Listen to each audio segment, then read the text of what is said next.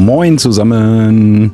Ja, ein bisschen verspätet. Die Saison geht hier wieder los. Ich muss den Pub wieder aufmachen. Was heißt muss, ne? Ich habe ja das Spaß dabei.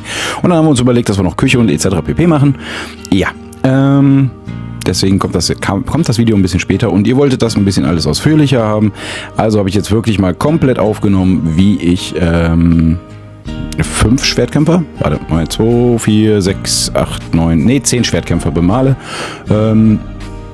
Und zwar halt in welcher Reihenfolge. Also ich mache das halt immer so, ich male immer zum Beispiel alle Hosen an, dann male ich alle Schilde an, dann male ich alle, weiß ich nicht, Federn an, dann male ich alle Rüstungen an, dann male ich alle Hemden an.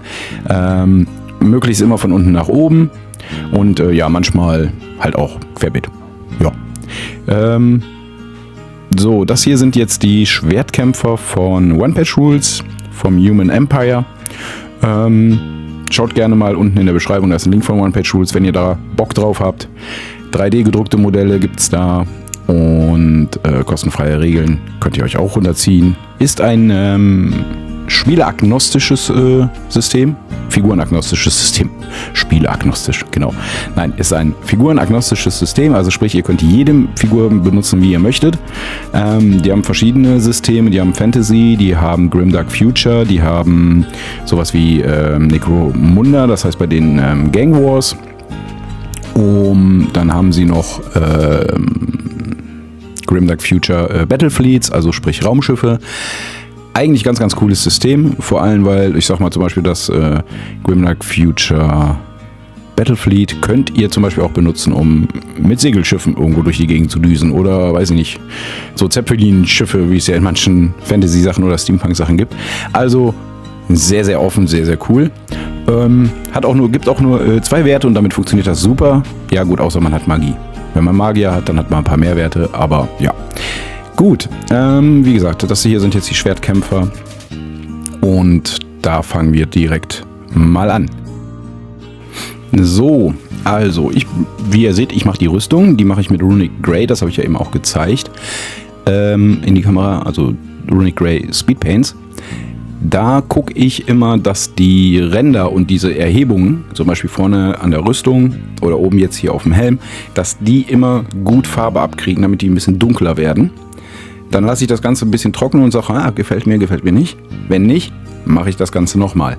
So, das werde ich jetzt erstmal mit allen Figuren machen. Ich werde jetzt bei allen Figuren erstmal die Rüstung fertig machen, also die Metallteile fertig machen. Beim Schwert mache ich das genauso. Da achte ich auch drauf, dass ein bisschen alles, was erhoben ist halt, dass die Ränder dunkler werden, damit das so ein bisschen so ein Schattenspiel gibt halt. Und das halt auch schön in die Rillen läuft und so. Also da bin ich gar nicht geizig mit der Farbe. Funktioniert auch ganz gut und wie gesagt, wenn es mir dann nicht gefällt, dann kann ich da immer noch einmal drüber gehen mit noch einer Schicht Runic Grey.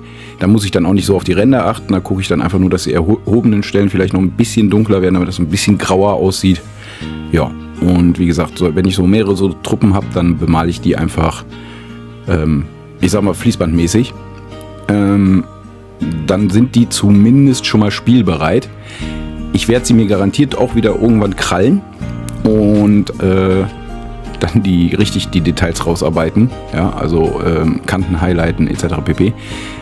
Aber durch die Speedpaints sind die natürlich schon ziemlich cool und wenn man dann noch drauf verzichtet, sag ich mal, irgendwie einen Finisher oder so drauf zu hauen, dann kann man ja auch jederzeit sagen, okay, ich spiele am Wochenende eine Runde und dann habe ich nächstes Wochenende Zeit, weiß ich nicht, die Details zu machen und da kann man sich dann ja auch Zeit lassen. Ja, also das Video hier ist wirklich nur, um schnell, ich sag mal, die Figuren spielbereit zu kriegen und dass sie halbwegs nach was aussehen. Ne? Gut. Und wie gesagt, da ich das jetzt bei allen Figuren machen werde, zeige ich euch das jetzt hier bei dem einen und dann werde ich auch wieder ein bisschen vorspulen, bis wir zum nächsten Thema kommen. Also irgendwie Hemd oder Schuhe, ich weiß gar nicht mehr, was ich als nächstes gemacht habe. Ja.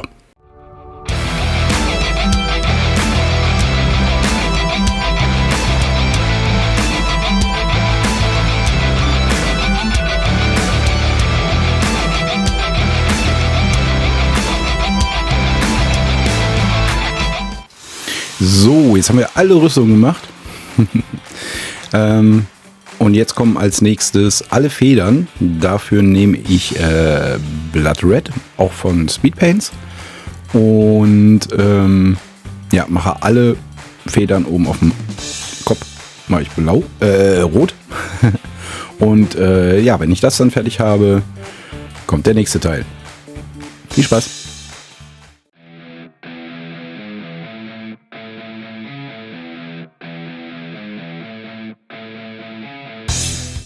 Als nächstes brauchen wir Sandgolem Yellow. Oder Sandgolem heißt die Farbe, glaube ich, einfach nur.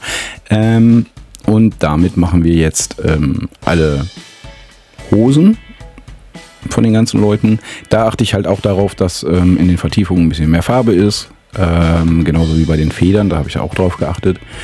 Und wenn es geht, wenn es machbar ist, bei den Kanten, bei den Faltenkanten von den Hosen, gucke ich, dass ein bisschen weniger Farbe drauf kommt.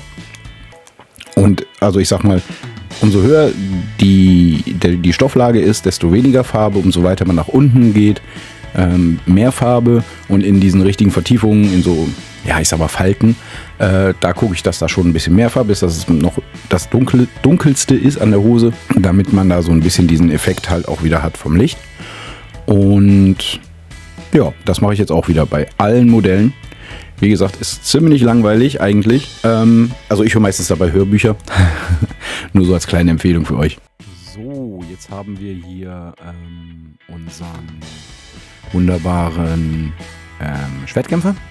Der hier ist schon so gut wie fertig, ist aber glaube ich sogar eine Frau. Ja, und so sollen halt alle anderen aussehen. Jetzt werden wir natürlich hier noch ein bisschen was an den Armen machen. Ein bisschen was verbessern. Ja, aber so finde ich den schon gar nicht schlecht, ne? Der ist schon ganz gut geworden. Bin mir noch nicht so sicher, was ich vorne mache. Einfach nur braune Schilder mit Eisenumrandung. Wobei, ich sag mal so, die normalen Fußtruppen, die hatten ja nichts anderes damals, ne? Ja. So, jetzt machen wir da mal eben noch ein bisschen was hier am Arm. Ne? Die Armschützer noch fertig. Und unten noch ein bisschen den Schwertknauf. Und dann ist der erste schon fertig. Die Base-Gestaltung, die werde ich ganz zum Schluss machen. Auch wieder mit der ganzen Armee quasi gleichzeitig. Dafür gibt es natürlich wieder ein extra Video. No? Ja, und so mache ich tatsächlich meine Einheiten fertig. Danke wie immer an alle Abonnenten, die laufen jetzt hier einmal durch. Und ich hoffe, das Video hat euch gefallen. Wenn ja, lasst gerne ein Abo da. Und dann sehen wir uns nächste Woche wieder. Bye, bye.